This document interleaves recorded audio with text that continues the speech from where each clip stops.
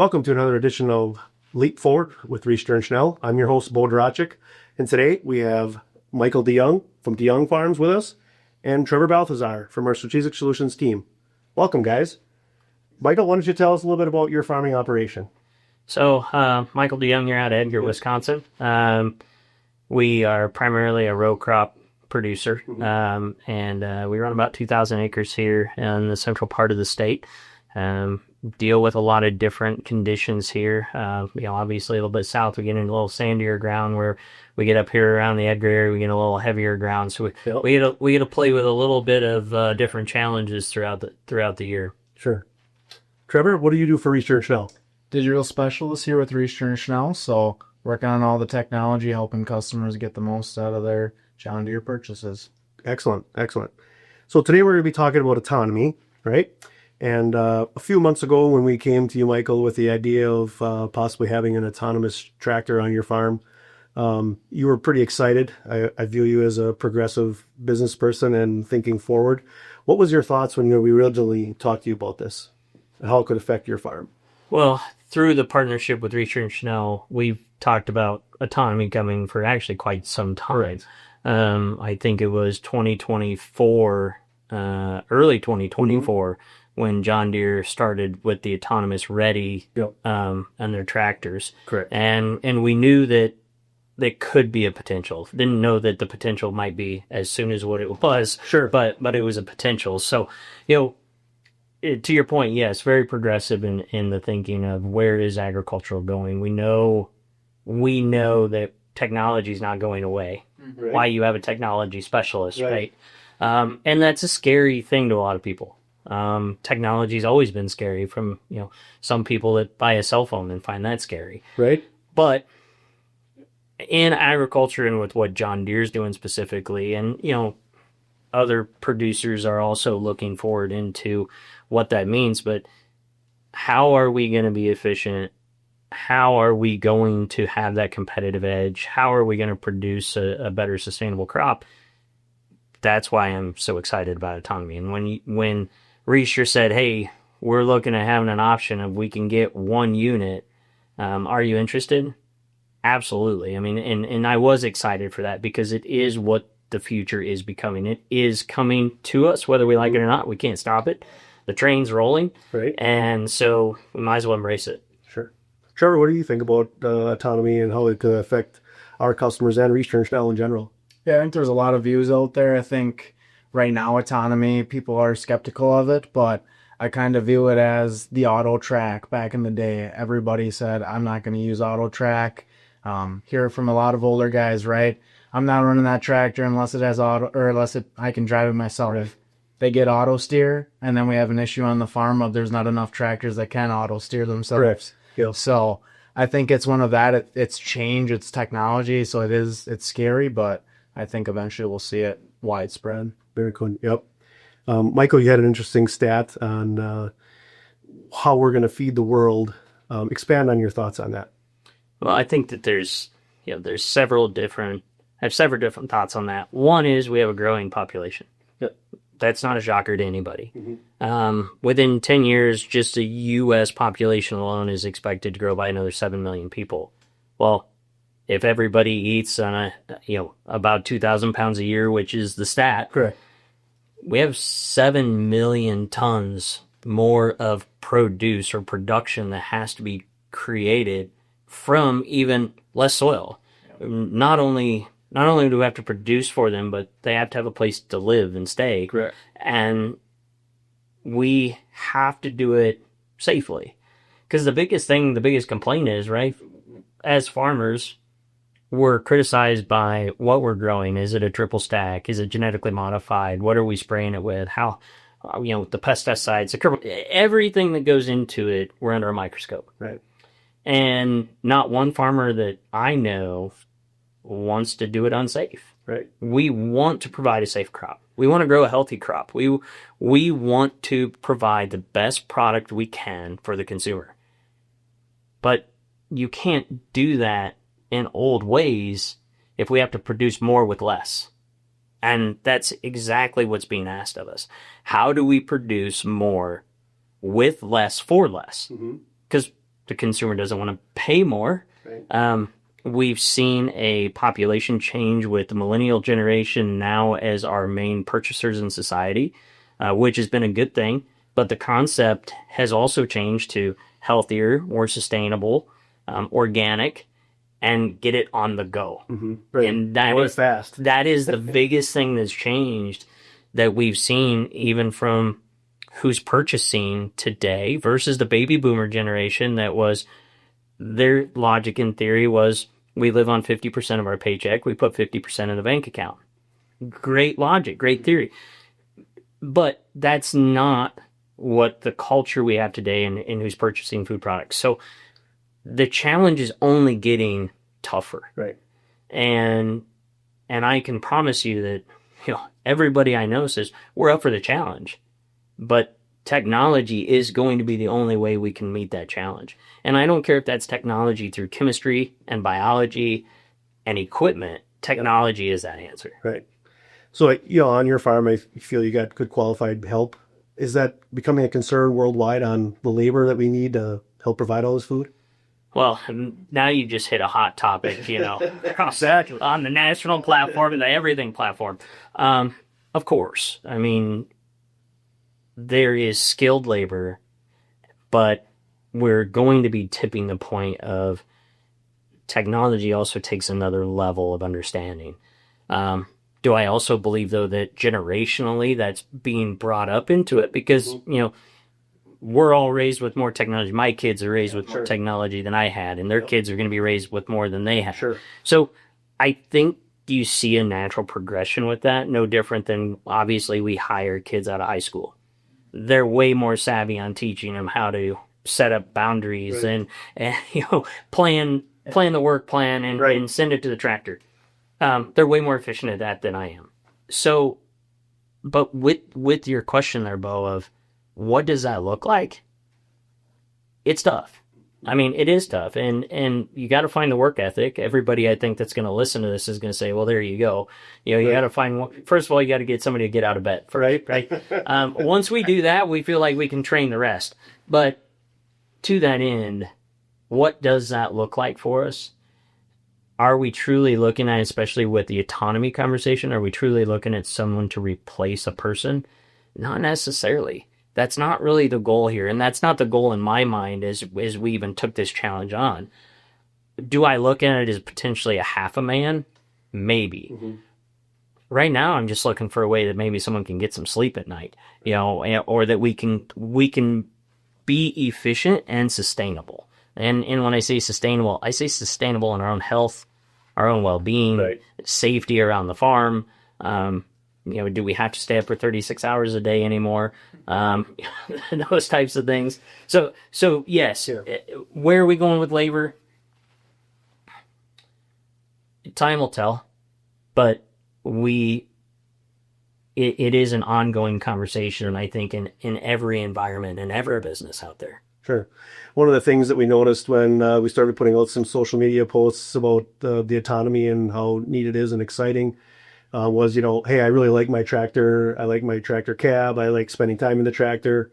Some feedback from those folks is how they want to keep it that way, and that's fine. Any thoughts on, what it takes to, give the confidence to step out of that tractor and let it do its thing? Well, I think I'm gonna fall right in line with what everybody else is saying. I love being in the tractor. There you go. You get away.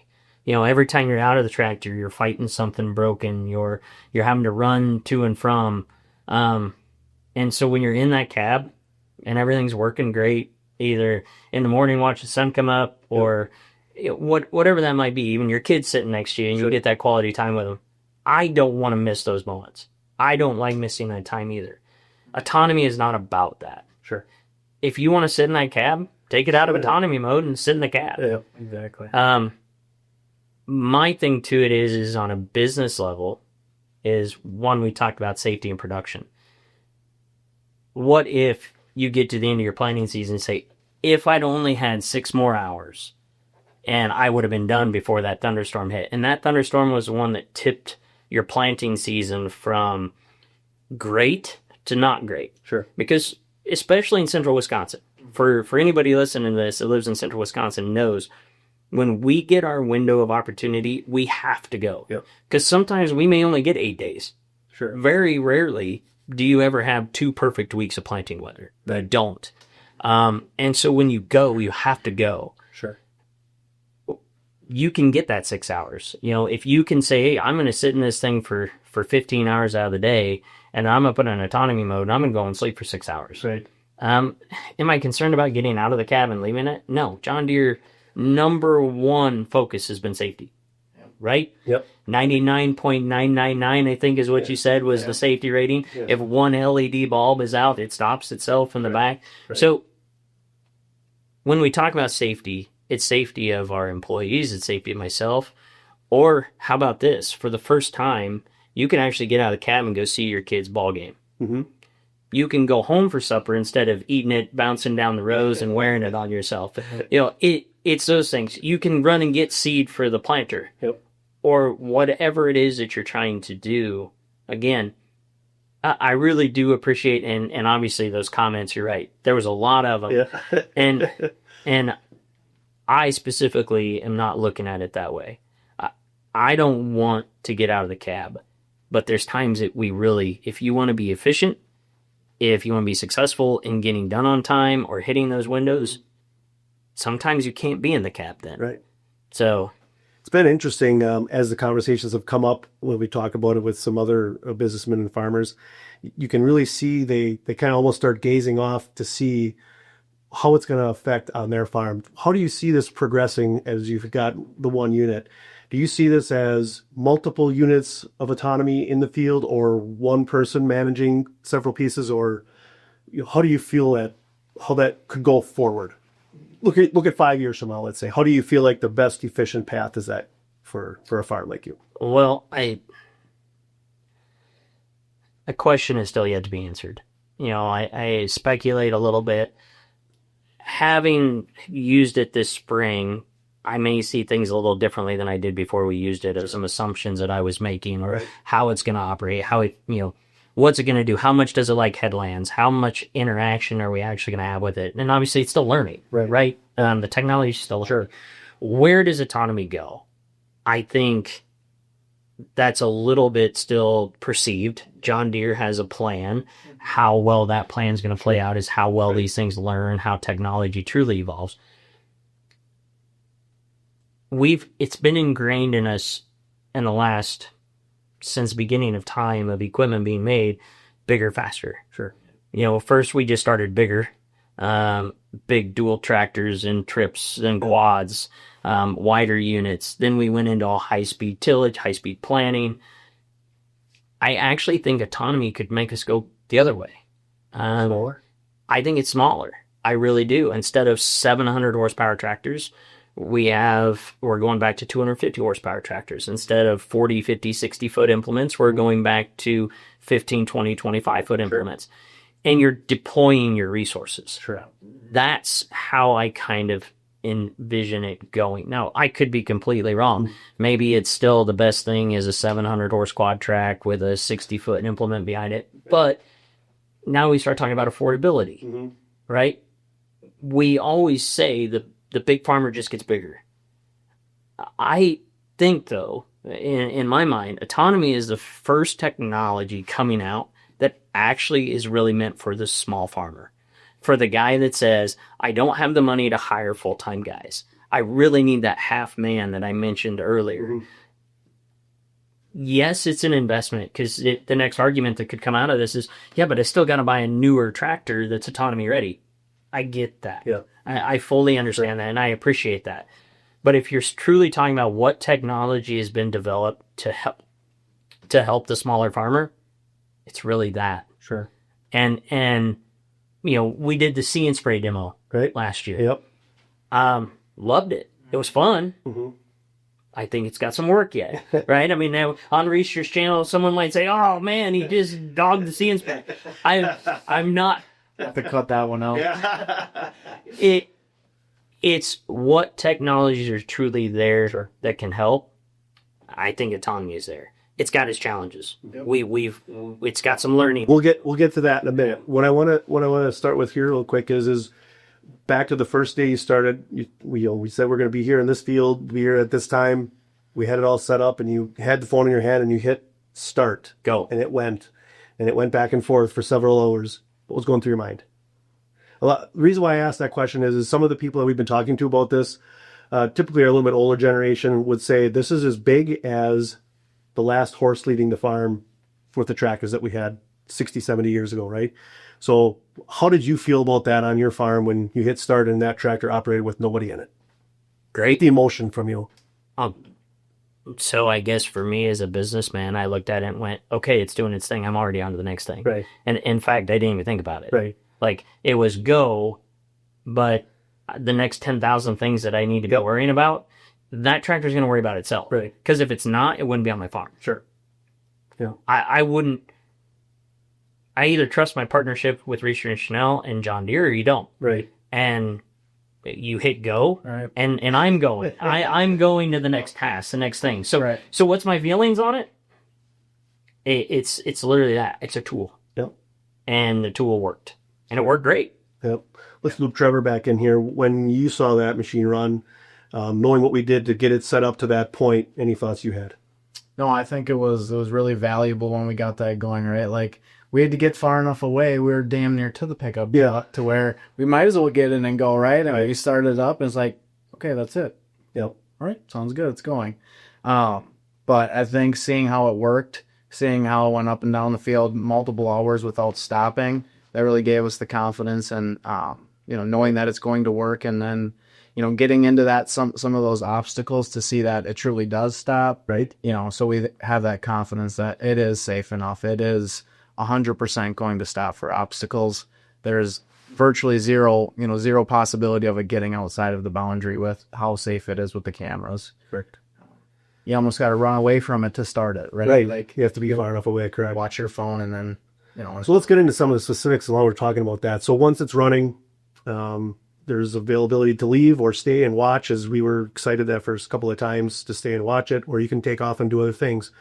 What are some of the things that, Trevor, you saw that were good, and then some of the things that we have challenges on? Because we want to be honest about this, right? We're not going to just tell you how great it is. I think the good part is that you have complete control from the John Deere Operations Center app. You can view the tractor, you can view the cameras, you can remotely adjust the tractor, so you can still monitor that job quality from the cab, and you can still see that it's doing what you want it to be doing. With those less desirable things of the tractor stopping, you can actually view that object, see what's happening, start that back up if it does allow you to start it up. So if it sees a human-like object or something that can be presumed as life, that's where it does not allow you to stop it. Sure. To start it again. Start it again, yep. So that's where tractor. we run into those challenges of the tractor across the 100-acre field that you have to go get to and start up again. Or the nosy neighbor. Right. And nosy neighbors happens. Yep. They get a little close and its tractor stops. You got to go back to it. Yeah. So those are some of the challenges, but I think at the end of the day, that's a good challenge to have, that it stopped for something that was presumed to be life. Sure. Yep. But, we had some challenges with some fields with some debris in them, some plastic bags, stuff like that. Yep. And it does stop for those. With AI and with what John Deere's getting at, they're getting better. That tractor stops and it actually starts itself back up. Once it clears it, it knows that it's trash, backs up, starts up again, and goes on its own. So they're getting to that less interaction from the farmer itself. If it is stopping, it's using its own. It's even gotten better since about a month ago. They're constantly making changes every week with updates and things. Michael, when you were chasing said autonomy tractor with the planter in the wee hours of the morning and night, can you give us some things that were on your mind about that you've shared with me in the past about, yes, it's good, but here's some challenges we have or some things we can work on to the future? Absolutely. So, the biggest thing is, again, when we go to the field, we go to the field. We try not to shut down. Right. If we could run 24 hours a day, 7 days a week with no sleep, we definitely would. The biggest challenge that we ran into with it this spring was we had speed of the VT. So if we say we're doing 30 acres an hour with a man sitting in the seat, how many acres an hour is it doing in autonomy? Yes, it is slowing to the end rows, picking up, turning around, setting back down, and moving again. We had one night it seemed like it was afraid of its own shadow. We couldn't get it to stay running all the time. Now, again, that's the AI, that's the learning. Those are the things that John Deere's investing in. That's why we're doing this, right? If we don't put it in the field, never learn a thing. Sure. So yeah, there was challenges. And there we finally got to the point where we're getting to the end of our window. Last Thursday, rain was coming. We knew rain was coming. We knew how many acres we had to get in the ground. And I said, in fact, I think I called you and said, I'm firing the autonomy. Yeah. Hey, they're fired. I got to put a man in the seat. Yep. We got to get done. Right.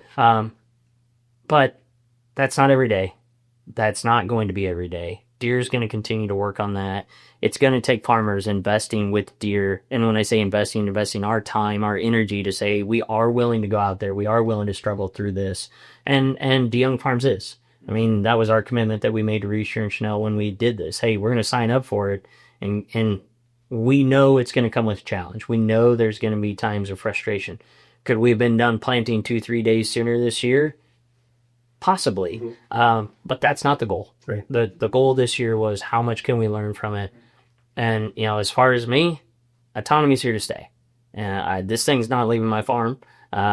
We're going to continue to invest in it. We're going to continue to put our time into it because I do believe it's that valuable. Sure. We appreciate that too. Thank you. Trevor, any final thoughts? I don't think so. I think as we go forward, it's only going to get easier. The hump of getting those fields all mapped, that's obviously a challenge with that, with all the autonomy and getting all the turn automation and everything like that, set up. But I think as we go forward, it'll only get easier. Okay. Any final thoughts? No. I would just say for anybody out there listening, don't have a closed mind to it.